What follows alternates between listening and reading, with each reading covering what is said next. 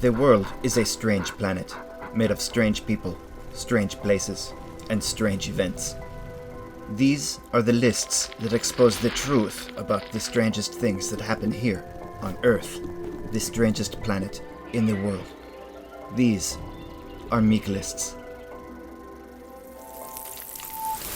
As we have previously discussed in earlier episodes, cryptozoological animals are animals that have not been proven to exist, but at the same time have not been proved not to exist. Cryptids, as they are known by people whose frenetic search habits for potentially imaginary creatures leave them without the time to adequately pronounce the words cryptozoological animals, exist in every part of the world in such abundance that modern science's refusal to recognize them without any credible evidence can be seen as questionable, at best. In such abundance do they exist, in fact, that new variations, breeds, and species can frequently be identified as easily as misspelling or mispronouncing the name of one of the old ones.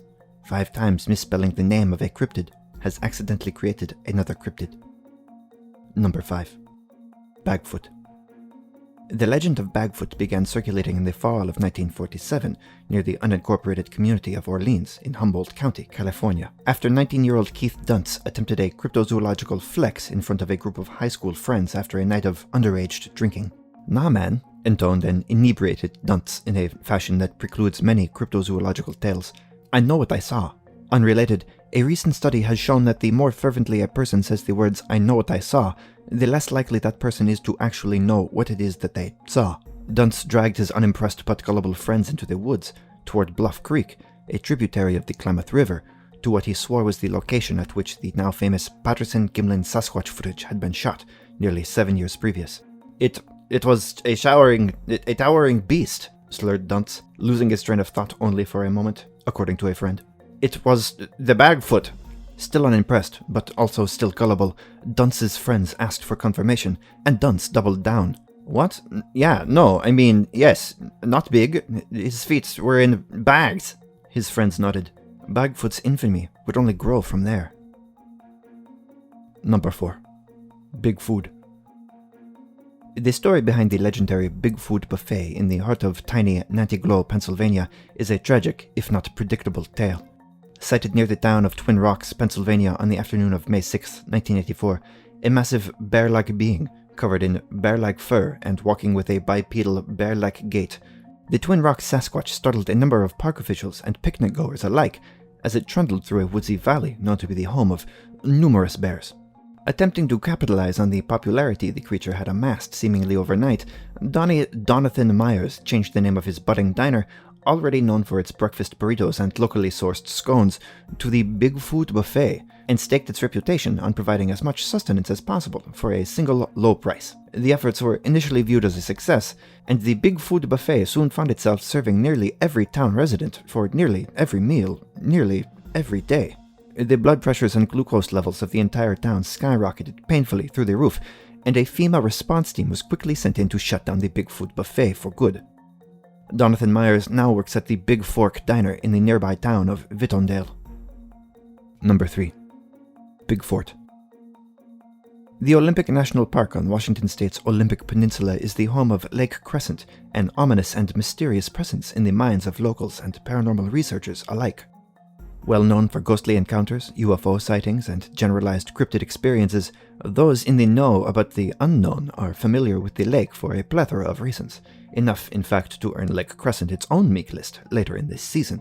So vast and wide-ranging are the creature encounters here that some of them go unfortunately overlooked in modern historical documentation, much like the happenings surrounding the nearly unnoticed story of Bigfoot.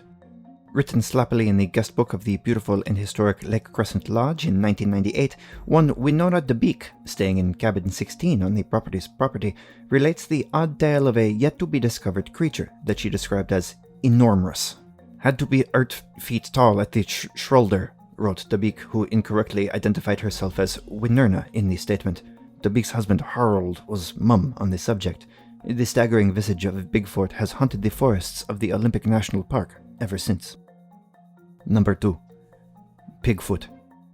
In the state of West Virginia, hunting is a way of life, a way of feeding one's family, and a way of firing a gun at creatures who aren't expecting it.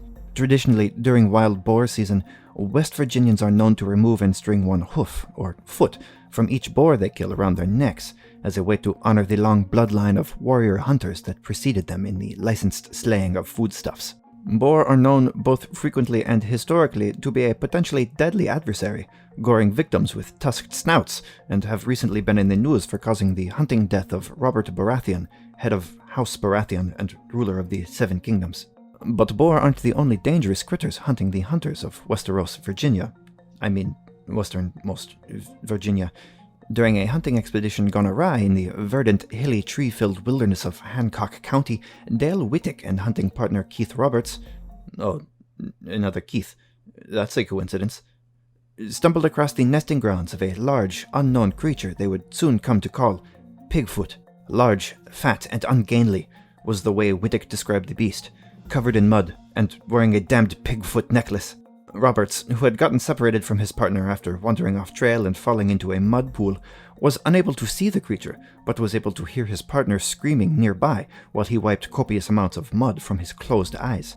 Arriving back at Wittick's car almost simultaneously after a brief run and scream through the woods, Keith and Dale vowed to never return to the hunting grounds of the Pigfoot again.